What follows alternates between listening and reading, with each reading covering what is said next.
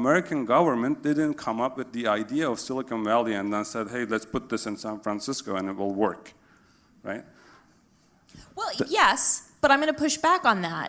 I mean, there is the theory that Silicon Valley, it did occur by people defying the status quo and people breaking off, but it was because the U.S. government offered them the opportunities to actually take them on as clients. So there was an absorption.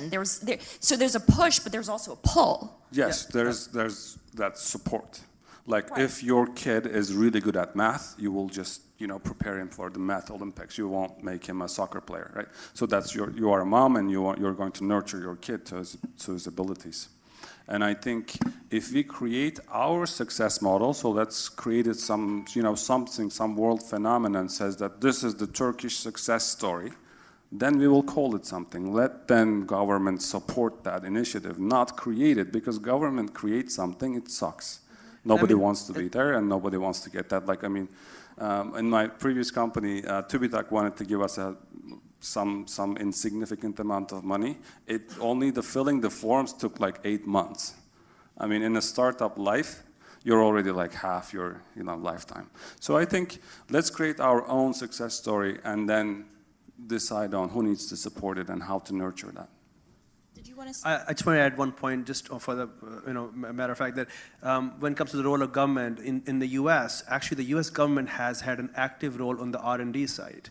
Internet, in part, came out of Department of Defense.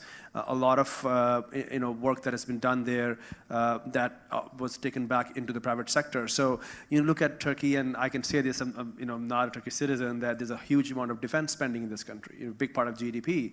The question to ask is how much of that R&D can be brought into private sector, and perhaps could even help the technology industry. So the role of government is not to set up big buildings and techno parks. That's great, but that's just a small part. It is about how do you spur innovation, how do you support innovation when you have big dollars, big currency amounts. How do you invest some of that for areas where private sector can't invest? They can't spend billions of dollars in projects that may not yield anything right away.